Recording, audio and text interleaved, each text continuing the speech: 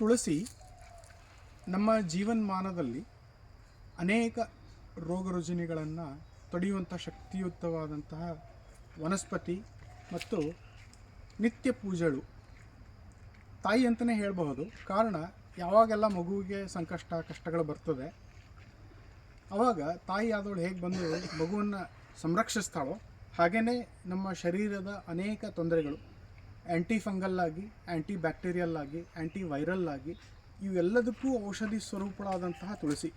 ಹಾಗಾಗಿ ಈ ತುಳಸಿ ಎಲ್ಲೆಲ್ಲಿದೆಯೋ ಅಲ್ಲಲ್ಲಿ ಮನಸ್ಸು, ಮನೆ, ವೃದ್ಧಿ, ಸಮೃದ್ಧಿ.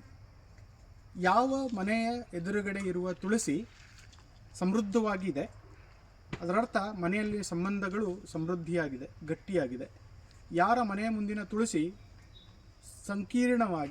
ಕೀರ್ಣವಾಗಿ ಅತ್ಯಂತ ಕೃಷ್ಟವಾಗಿದೆ, ಅಂದರೆ ಬೆಳೀತಾ ಇಲ್ಲ, ಅದರರ್ಥ ಸಂಬಂಧಗಳು ಕಷ್ಟದಲ್ಲಿದೆ, ಸಂಬಂಧಗಳು ಸಹ ಅಷ್ಟೊಂದು ಸರಿಯಾಗಿ ಇಲ್ಲ ಅನ್ನುವಂಥ ಅರ್ಥ ಇದು.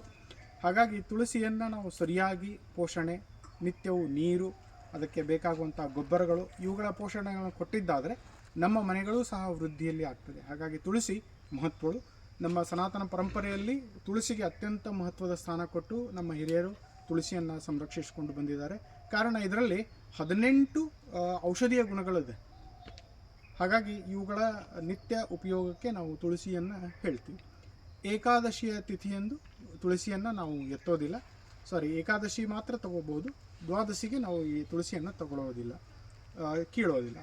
ಮತ್ತು ಇದು ಎಲ್ಲ ದೇವರುಗಳಿಗೂ ನಾವು ಅರ್ಪಣೆ ಮಾಡೋದಿಲ್ಲ, ಕೇವಲ ಕೃಷ್ಣ ಮತ್ತು ವಿಷ್ಣು ಇವರುಗಳಿಗೆ ಮಾತ್ರ ನಾವು ಅರ್ಪಣೆ ಮಾಡ್ತೀವಿ. ಅದರ ಹಿಂದೆ ಇರುವಂಥ ವಿಜ್ಞಾನ ಒಂದು ಅಡಗಿದೆ.